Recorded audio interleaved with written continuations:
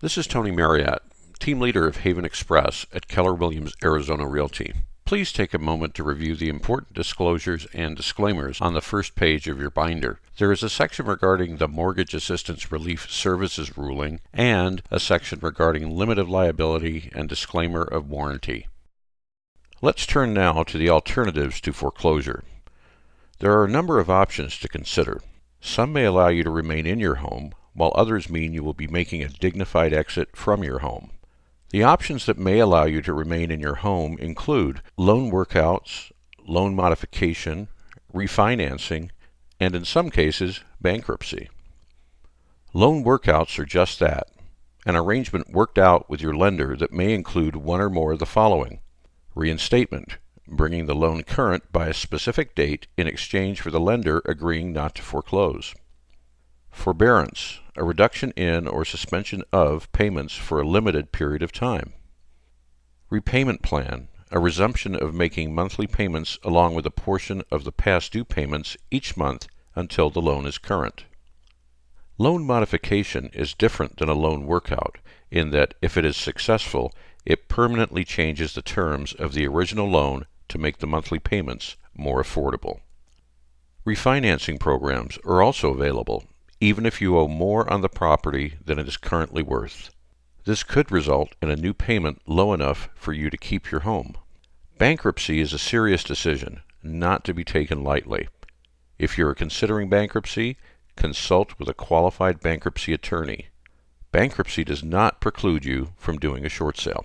The options that allow you to make a dignified exit from your home include deed in lieu of foreclosure and short sale. Deed in lieu of foreclosure is for all intents and purposes a voluntary foreclosure without the trustee sale auction. This would be negotiated directly between you and your lender. Make sure to consult with a qualified attorney to ensure that you are relieved of any further liability for the balance of the loan if you choose to go this route. We'll explore short sales in a moment. For all of the options just mentioned, comprehensive information is in your binder in the documents titled Short Sale Seller Advisory, courtesy of the Arizona Association of Realtors and the Arizona Department of Real Estate. The Save Our Home AZ Program Fact Sheet, courtesy of the Arizona Department of Housing. And the Arizona Foreclosure Information Workbook, courtesy of the Arizona Foreclosure Prevention Task Force. These documents provide a comprehensive list of resources that are available to you at no charge, as well as information about other state and federal programs designed to help homeowners avoid foreclosure.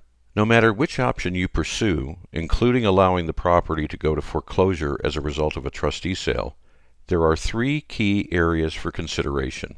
First, will you be liable for the remaining loan balance? Second, what will the impact on your credit be, and how might that affect your employment and ability to purchase a home again in the future?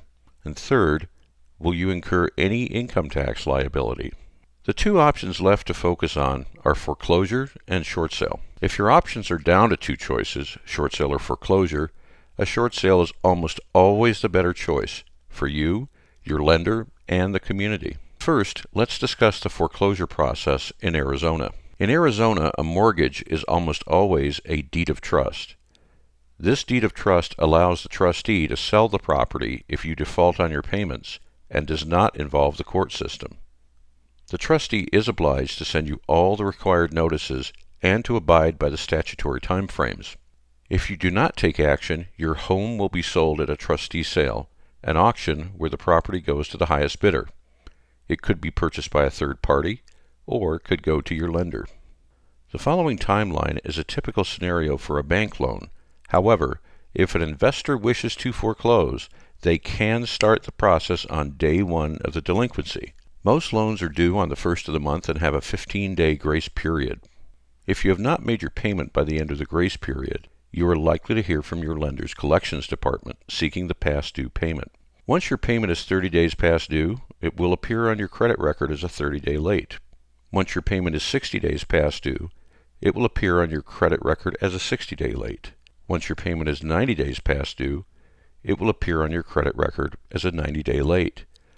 Also, Once your payment is 90 days past due in Arizona, typically, but not always, the trustee will issue a notice of trustee sale stating that the property will be sold 91 days or more from the date the notice was filed and recorded. This is the stage you are at currently. A copy of your notice of trustee sale is included in the front pocket of your Avoiding Foreclosure Guide. If you do nothing, chances are that the trustee sale will proceed without postponement, and you will need to vacate the property once the trustee sale has occurred and title has been transferred to the new owner, either your lender or a third party. Until title is transferred to a new owner, you remain legally responsible for the property and for any HOA dues, regardless of whether you have vacated the property. If you're comfortable with letting foreclosure run its course, there is nothing you really need to do other than be prepared to vacate the property immediately following the trustee sale and transfer of title to the new owner. Next, let's discuss a short sale. What exactly is a short sale? You'll find many different variations of the definition of a short sale of real estate out there, but in its simplest form, it is the sale of real estate for less than the amount owed on any liens against the property, where the lien holders agree to allow the sale to proceed without the liens being paid in full at the time of the sale. It's important to note that lien holders allowing the short sale to proceed and close escrow is not the same as the lien holders forgiving the remaining balances of the liens. If you prefer to avoid foreclosure by doing a short sale, then the process is essentially the same as if you were selling your property in which you had equity, but with one key difference. That key difference is negotiating with your lender to reach agreement on terms and conditions of a short sale which are acceptable to you. If your lender is unwilling to offer terms and conditions acceptable to you, you are under no obligation to complete a short sale. You can simply allow the trustee sale to proceed. In almost every situation, your lender prefers a short sale versus having the property sold at trustee sale. The primary reason for that comes down to money. The lenders lose more money by completing a foreclosure than they do by agreeing to a short sale. Lenders have heavily invested in loss mitigation departments designed to process short sales, which they never would have done if foreclosure were a better option for them. Lenders are also offering relocation assistance programs which provide varying amounts of cash at close of escrow to the short sale seller, you, ranging from $750 up to $30,000 depending on the loan type, the lender, and the value of the property. So your lenders prefer a short sale to a foreclosure, but why should you prefer a short sale? Let's examine 6 important considerations that are affected differently by a short sale versus a foreclosure. First, the ability to obtain a mortgage in the future. In a foreclosure, homeowners may have to wait up to 7 years to qualify for a new home loan. In a short sale, a homeowner will be able to qualify for a Fannie Mae-backed loan in as little as 2 years, as long as they are able to meet the other loan criteria. Second, the effect on credit score and credit history. A foreclosure could drop your credit score by 250 to 300 points or more, will remain on your credit history for 7 years, and be part of the permanent public record. A short sale could drop your credit score as little as 50 points. There is no equivalent short sale entry on your credit record, as there is for a foreclosure, is usually reported as some variation of paid as agreed, and the negative effect could last for as little as 12 to 18 months. Third, possible effects on security clearances. Law enforcement, fire department, local, state, and federal government agencies, software development corporations, and companies contracting to the Department of Defense, to name just a few, require security clearances or security checks. Foreclosure will almost always have a negative effect on security clearances. On their own, short sales will rarely challenge most security clearances. Fourth, a very important issue for homeowners, current and future employment. More and more employers review credit prior to employment of a new hire and do continuous credit checks on employees.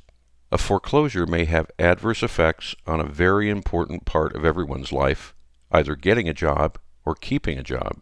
Short sales are not reported on a credit report and therefore on their own do not specifically challenge employment. Let's look at the potential for a deficiency judgment. Here in Arizona, the banks cannot come after you for a deficiency on a purchase money first mortgage on your primary residence. However, that rule may not apply to cash out refinances, second mortgages, or mortgages on second homes or income property. The only means to avoid a deficiency judgment are through bankruptcy or effective negotiation during a short sale. In a foreclosure, there are no negotiations with your lender. The process simply runs its course. In a short sale, you have the opportunity to negotiate or completely eliminate a deficiency judgment by virtue of the language in the approval letter issued by your lender. The final key area for consideration is whether you will incur any income tax liability. The Mortgage Forgiveness Debt Relief Act of 2007 initially ran from 2007 through 2009, was extended for an additional 3 years through 2012, and has been extended for just one more year, expiring on December 31st, 2013. The Act affords homeowners significant protection against tax liability, providing the taxable event takes place prior to December 31st, 2013. Unless this Act is extended again, taxable events on or after January 1st, 2014 will not be afforded that protection. One additional benefit of a short sale is that lenders typically postpone the trustee sale to accommodate the short sale approval process and the subsequent close of escrow. This means that you get to stay in your home longer than if you allow it to go to foreclosure. We strongly encourage you to seek advice from qualified legal counsel and a qualified tax advisor to determine which plan of action is best for you. Once you've made that decision, if the decision is to do a short sale, we need to schedule a consultation as soon as possible. We have closed every short sale and traditional sale that we have listed since June of 2011. That's more than 2 years of a 100% success rate. That success rate is not just wishful thinking on our part, it's documented in the Arizona Regional Multiple Listing Service and has been verified and validated by Jim Dunning, the owner and designated broker of Keller Williams Arizona Realty. The Haven Express team has combined real estate experience of over 25 years, during which time we have sold hundreds of properties across the valley. Together, Haven Express and Keller Williams Arizona Realty have closed over 2,000 short sales. Few agents or teams have sold more than 25 short sales, let alone more than 50 short sales. Haven Express is one of only a handful of teams in the Valley of the Sun to have closed more than 100 short sales. The next video describes the short sale process in detail and focuses on how Haven Express has been able to achieve a 100% list-to-close ratio since June of 2011.